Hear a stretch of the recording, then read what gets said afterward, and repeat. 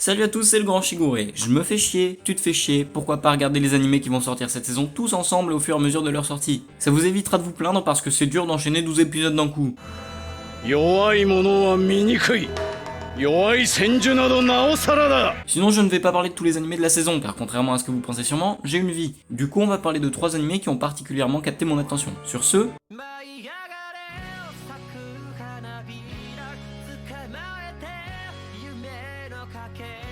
Alors, Kakushigoto est un manga ayant 11 volumes au Japon pour 3 pour l'instant en France, écrit et dessiné par Kometa Koji, qui a fait plein de petits mangas à piquer des hannetons, tels que Sayonara Zetsubo Sensei et Studio Pulp, par exemple. Kakushigoto est adapté cette saison depuis le 2 avril par le studio Ajiado, qui a fait peu d'animés connus, le plus connu étant Onzuki no Gekkokujo, sorti très récemment, qui est apparemment un isekai de qualité. Je dis apparemment car je l'ai toujours pas vu, et bah oui, je suis quand même un être humain, je peux pas tout connaître, non mais oh. Tout ça pour dire que Kakushigoto nous raconte l'histoire d'un père célibataire étant auteur d'un manga. Cependant, il veut cacher son travail à sa fille, parce que le manga qu'il dessine est un peu un bon gros hachi avec des blagues bien crades. Ouah putain, gros nibar. Du coup, il a pas envie que sa fille soit touchée par ça et c'est pour ça qu'il le lui cache. Bon, après c'est peut-être un peu plus compliqué que prévu, parce qu'il est genre hyper connu dans toute sa ville et qu'il travaille chez lui, du coup pour le cacher à sa fille, J'ai vu que l'épisode 1 pour l'instant et je pense que c'est suffisant pour cerner ce que c'est. On a une petite histoire intéressante, très drôle et amusante, pouvant tirer pas mal sur le what the fuck, ce qui déclenche chez moi un peu de rigolade. L'anime gère très bien son ambiance, notamment avec son style graphique et ses chara-design. Dès le début, on est plongé dans un monde calme, paisible avec deux OST qui font totalement ressortir cet aspect. Les seiyuu aussi sont très réputés car on a Hiroshi Kamiya pour le personnage principal qui a fait lui,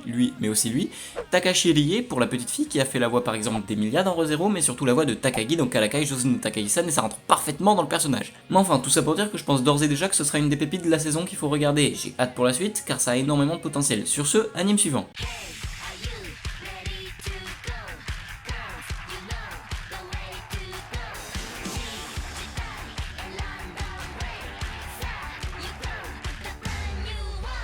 Brand New Animal est un anime original de, je vous le donne en mille, Trigger. Bon, premièrement, Trigger c'est probablement un des meilleurs, si ce n'est le meilleur studio au niveau de l'animation. Et il paraît évident que cet animé, à savoir Brand New Animal, va être une des pépites de l'année. Il sort à partir du 8 avril, du coup au moment où j'enregistre, je l'ai pas encore vu. Mais je vais laisser le mois du montage témoigner de si c'est bien ou pas.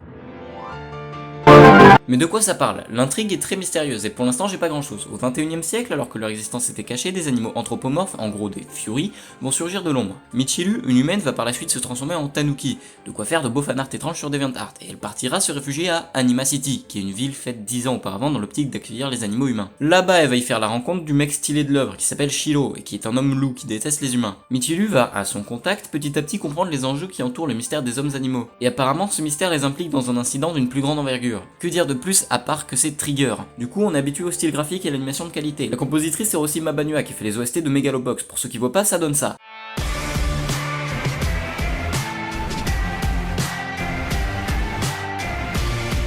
Mais enfin, j'ai très hâte et je pense que ça s'entend.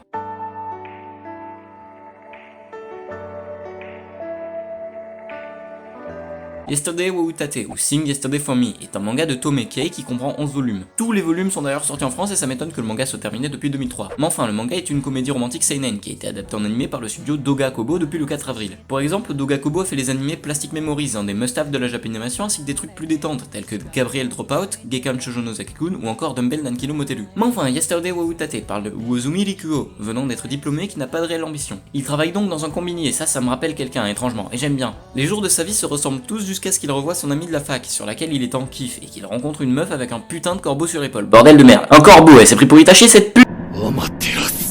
Du coup, le personnage principal va prendre son courage à deux mains et essayer d'avancer petit à petit dans la vie. J'en sais pas plus sur l'intrigue étant donné que j'ai vu que le premier épisode, mais j'ai très hâte de voir la suite. Les OST sont classiques mais cosy, et il y a un je ne sais quoi du même genre dans le style graphique de l'anime et je kiffe. C'est reposant et j'ai envie de savoir la suite, mine de rien, et je suppose que ça peut être une belle surprise tant ça a l'air, comment dire, marginal dans l'aspect calme du truc. Bon, c'est fini pour cet animé. Sur ce, n'hésitez pas à me partager vos petites découvertes de la saison dans l'espace commentaire. Il est là pour ça. Bon, du coup, moi je m'en vais, sayonara, bande de branleurs.